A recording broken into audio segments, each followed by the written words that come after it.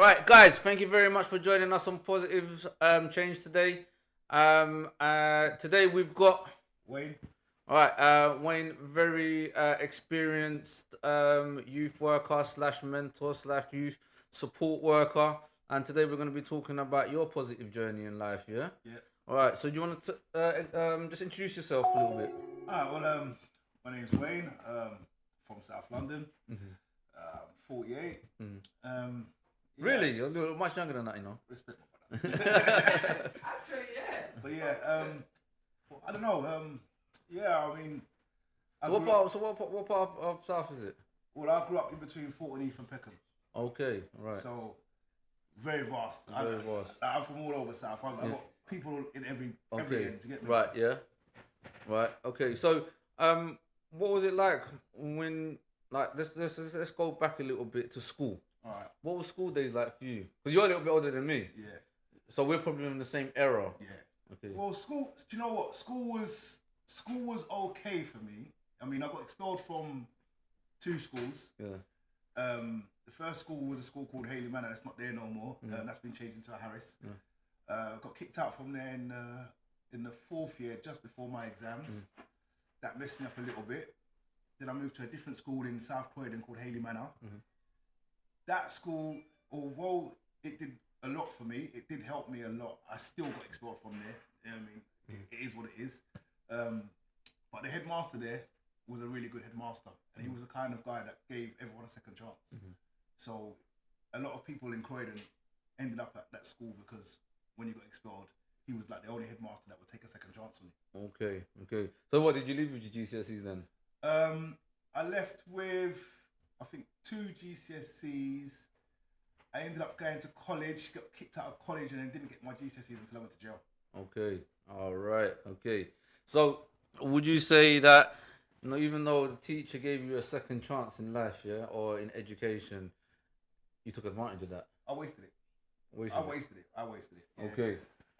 I was like I said, I was lucky enough to have a headmaster that he didn't care where you came from, what background, whatever. Yeah, he just wanted to help you move forward. Right. And for a little bit, I did. Right. But then I think towards the end of it, I got expelled for a stupid situation that I won't really go into. But that then sent me back down the other way. Okay. Okay. So you mentioned that obviously after education came roads, and then from the roads, you ended up in jail. What was the kind of process, if you don't mind talking about it? No, I think for me, being in a one-parent family, my dad not being around, I think that was the catalyst for what really made me act the way that I did. Okay. I had a big family, don't get me wrong. I had uncles, that looked after me and everything, but it wasn't the same as not having your dad around. Yeah. And I think that was the reason why I was so wild, because no one could control me. Mm-hmm. If you weren't my dad, I wasn't going to listen to you. Right. So I think that's what started me off on that. And mixing with the wrong friends. Mm-hmm. The friends I had, they were no good for me. Okay. Right. Okay. So so would you say, what was the reasoning behind going into jail? Money. Money. Okay. Yeah, just trying to earn money. Right. I didn't want to work for anyone. Yeah. I was lazy. I'll be yeah. God's honest. I was lazy. Yeah. I didn't want to work for anyone. Yeah. And I wanted to make my own money. Okay. And I thought the only way to do that was to be on the road and make my own money, sort of thing. Okay. So, I'm from the roads as well, so we know that how easy and quick it is to make that, yeah, and the risk factor that comes with it, yeah. How did you find being on the roads and having all that risk on your shoulders? If I'm totally honest, I didn't feel any risk. Mm-hmm. We had a no fear attitude. Yeah. I mean, don't get me wrong, we understood that that's part of the job. Yeah. You know that if you get caught, you're gonna get in trouble, and you might end up in jail. Yeah. But at that young age, we didn't care. Yeah.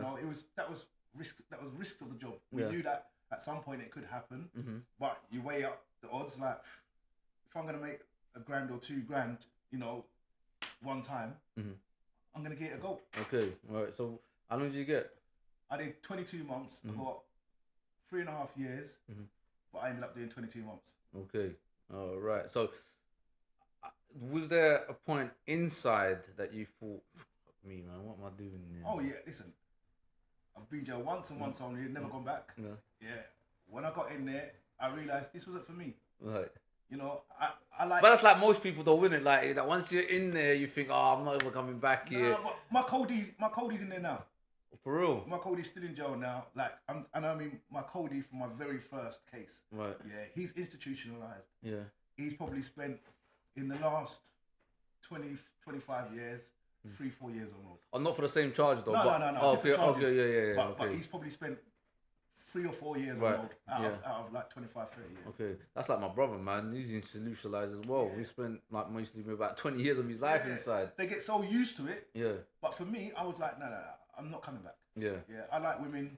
I like partying. yeah. Of course, yeah, and Yeah. those things you can't have when you're in it. yeah. For real, for real. So, at what moment when you was inside there, you thought to yourself like, you know what, this ain't for me. I need to pattern up. Do you know what? I'm gonna make you laugh.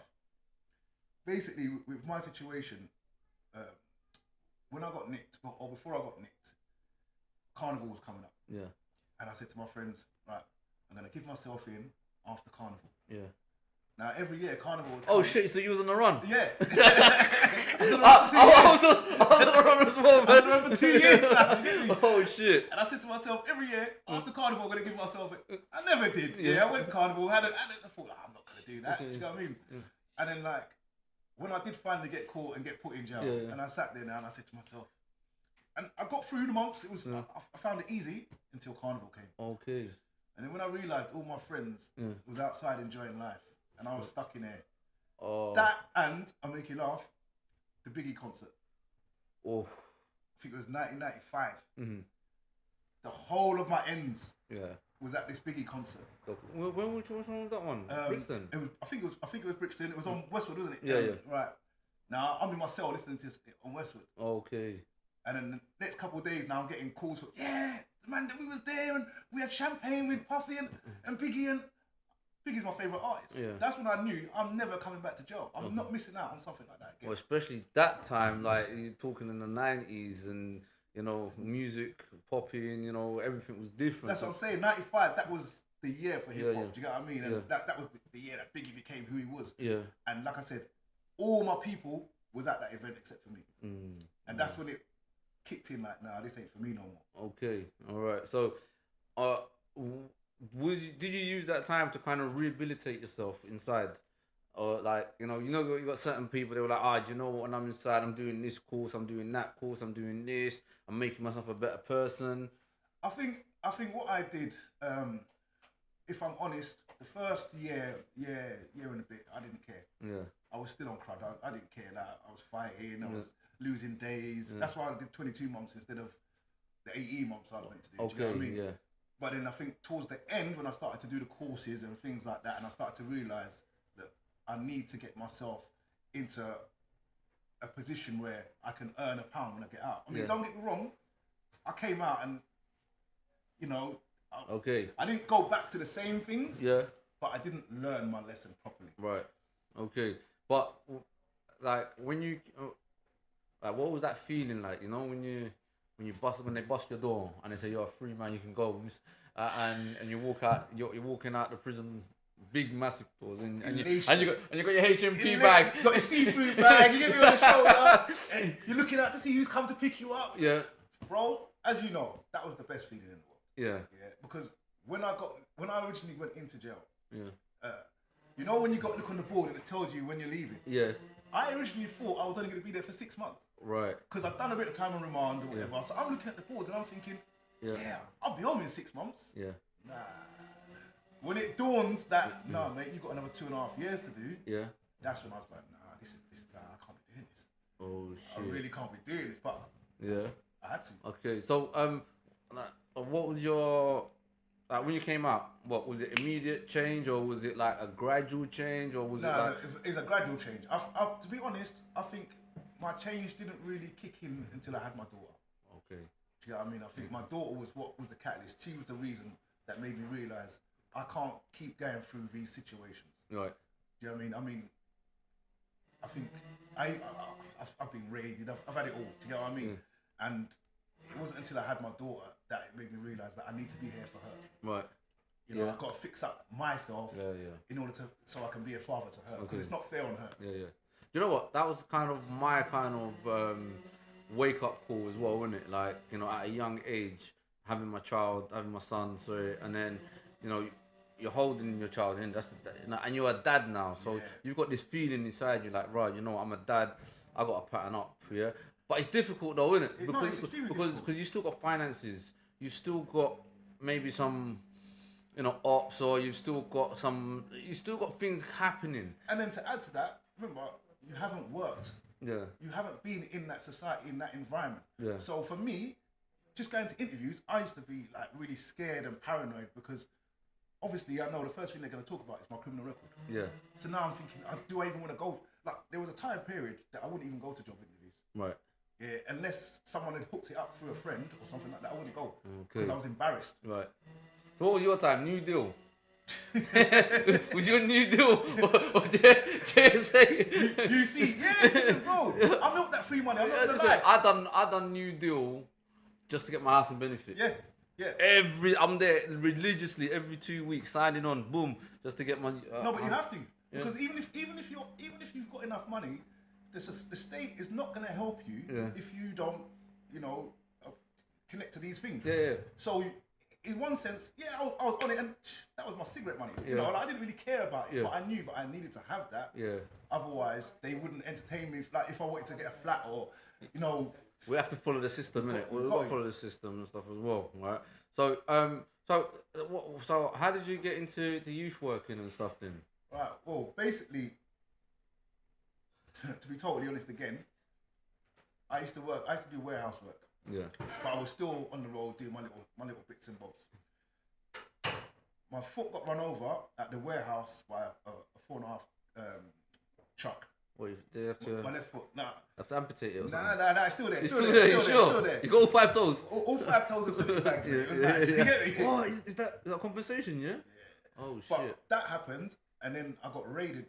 Yeah. No, sorry. I got raided first, and then that happened. Right. So now I'm sitting in my house, 2015, thinking to myself, I can't earn no money. Yeah. I can't do the things that I normally would do. And it was just like, you know what, I need to better myself. So I said, you know what, I'm gonna go to university. Okay, right. And I went to uni, got my degree. I did applied social science, did it in Luton. Yeah. And because my daughter lives in Luton as well, Yeah. everything, like all the dots connected. Right. Okay. It meant I was able to go pick up my daughter in the morning, take her to school, Yeah. then go to uni, study, leave uni, pick her up from school. I had more of a connection with my child. You know, I was able to be there for her a lot more than I was previously. And with the what I was studying, applied social science, it's like a gateway to youth work, probation work, and all that sort of thing. And because of where I live, Croydon, it's just crazy right now. Yeah. It's like it's a war zone. Oh, right now it is, yeah. It's a proper war zone.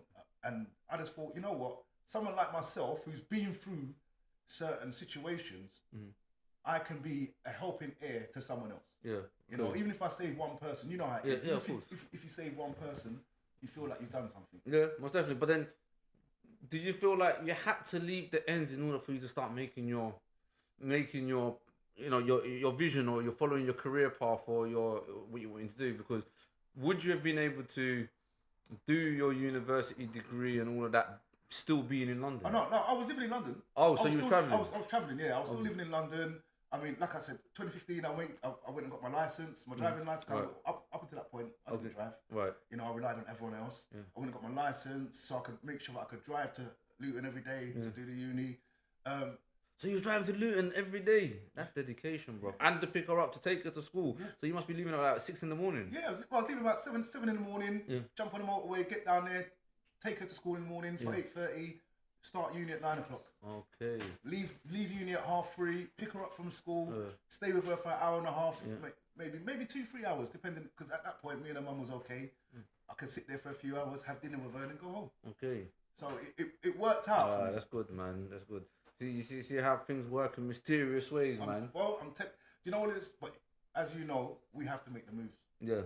You know, you can't sit on your ass and expect it to happen for you. Of course. And I think prior to 2015, I was always sitting on my ass and waiting for things to happen. Oh, okay. So you're always one of them guys. Yeah. It's coming. Yeah, It's coming. It's it coming. happens It's soon, it coming. happens soon, It's yeah. coming. It's coming. Until you realise that, you know, like 25 comes, 30 comes, 35 comes. Yeah. How long are you gonna keep waiting? For real. Okay.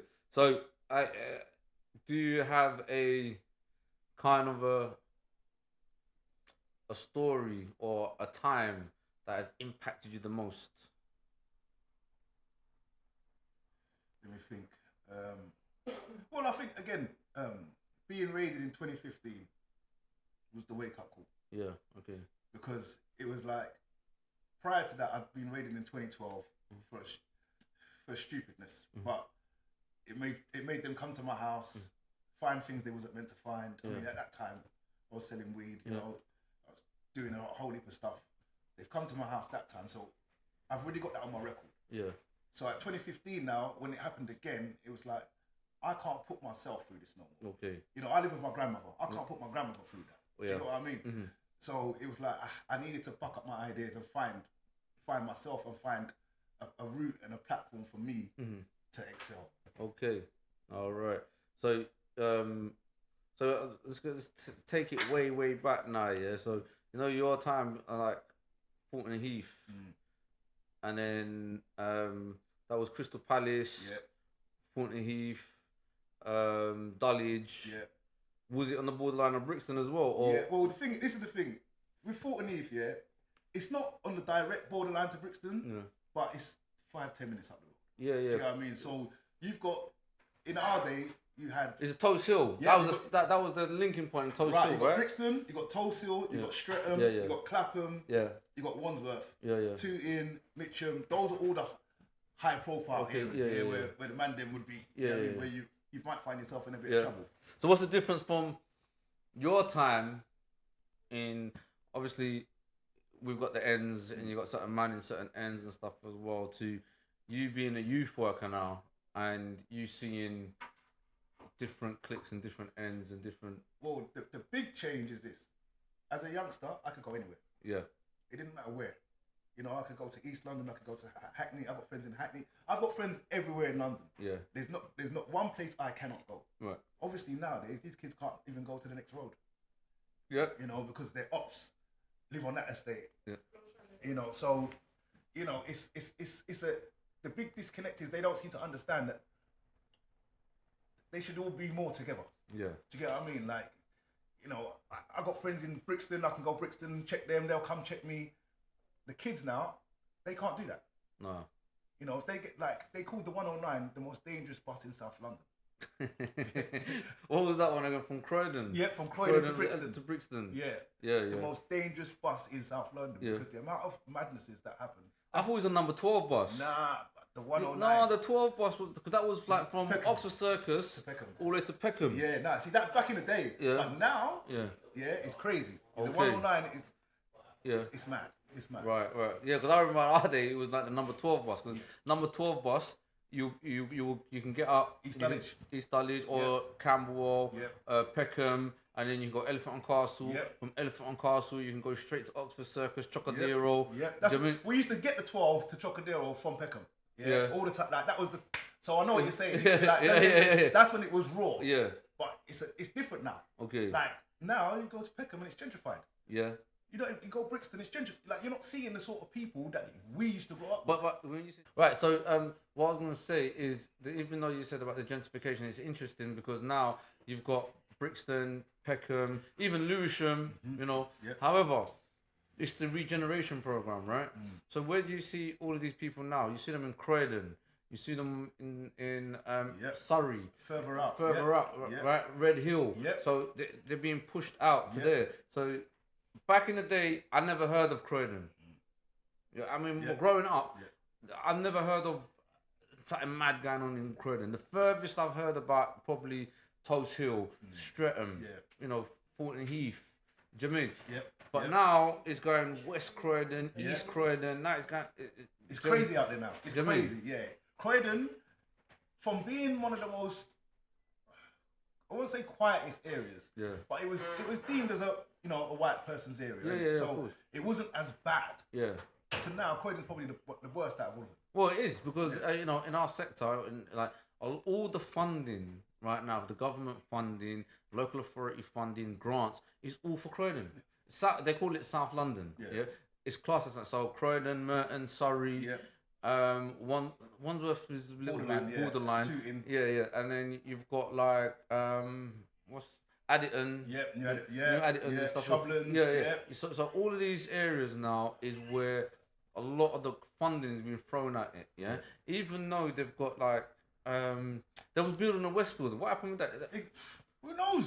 There was a Westfield building, right? It was meant to be there. Like, Yeah. it's meant to be there. And as far as I think, since Croydon Council got bankrupt, a lot of things that was meant to be there have been stopped. Okay, yeah, but I mean that's why I said when I was working in Croydon, I saw a lot of this kind of stuff, and I had a lot of hope, a lot of stuff. Yeah, we're gonna do this, we're gonna do that. But then all I started hearing was stabbings, killings, shootings, stabbings. Brother, a girl died the other day, right? Yeah, on the bus stop. At the bus stop. At the bus stop. Yeah, because she spurned the advances of some boy trying to chat her up. Yeah. Told him she weren't interested, and he ended up stabbing her up. That wasn't the friend, or the friend. I think it was the friend that he tried to chat up. Yeah. And he ended up stabbing up her friend. Like, it's like I personally know of 3 teenagers. Like, I know their parents. That 3 teenagers that have been murdered. Okay, yeah. You know? I'm the same as well. Like, when I was working in Lewisham, and I was working in Addy and Stanhope and Deptford Green, there was about 2 young kids that I was working with. And over the summer holidays, this is what I'm saying, there isn't enough to do in the summer holidays. Nope. In our days, we had like youth clubs. Yep. We go and pay 20p. Yep. And then you go into the youth club, and they got like little juice, and then they got like a pool table, and you can stay there and chill there till 9-10 o'clock. Yeah. You get me? But now there isn't none of that. There's nothing. Like I said, there's no youth clubs. There's no apprenticeships. All there is for these kids is the road. Yeah. Okay, it makes a lot of sense though. But it's hard though. But this is the reason why I guess you got into the game is to not everyone preach, show and teach the youngsters that positive change can happen. Yeah. I got a thing. I always say that we as a whole, everyone should learn from other people's mistakes. Yeah. Yeah. If you make new mistakes, that's fine. There's no problem with that. Yeah. But you should learn from the mistakes of others. Okay. So do you find it as when you're sitting down in a 1-to-1, yeah? What would you say the percentages of youngsters actually listening or participating, and then some that are like, fuck, this is not. I think it definitely depends on the youngsters, the individual, because as you know, working in this environment, you can meet some kids that want to change and want to learn, and then you can meet some kids that they don't care. You know, they're just here because, you know, their parents are getting benefits and you know it's helping out at home, but they don't really care about the course per se. Okay. So I think it all depends on the individual. Okay. Yeah. And I'll wrap it up a little. How have you seen kind of like any of your youngsters that have kind of made that journey and made that positive change and stuff as well? Yeah, I've had a few. I mean, I was working in a college in Woolwich 2-3 years ago, and I had some Albanian kids, and they connected. Do you get what I mean? But I managed to steer them the right way instead of them, because it was quite easy for them to get into the family business. Do you get what I mean? But I managed to steer them the right way. And now they're both, I think they're 2 twin brothers. They're both working, they're both like doing well. And for me, that's my success story. Okay, yeah. You know, I've kept them off the roads. Yeah. They're doing well, they're earning money, you know, they've got girlfriends, they're leading a good life. Okay. That's all I want. But how does that make you feel though? That makes me feel great. Yeah, worth it though. Yeah, this is the reason why I do it. Yeah. You know, like my thing was, I'm trying to wash the dirt off of me. All the dirt that I've done, I'm trying to clean that off me by doing good. Yeah. Okay. Well, thank you very much, Wayne, for joining us and that as well. Thank you very much, everyone, for joining us on our podcast. Like we said, positive change. We've heard Wayne's journey, and keep in tune, subscribe it, and all of that. You know, all that other kind of stuff. You know what we do.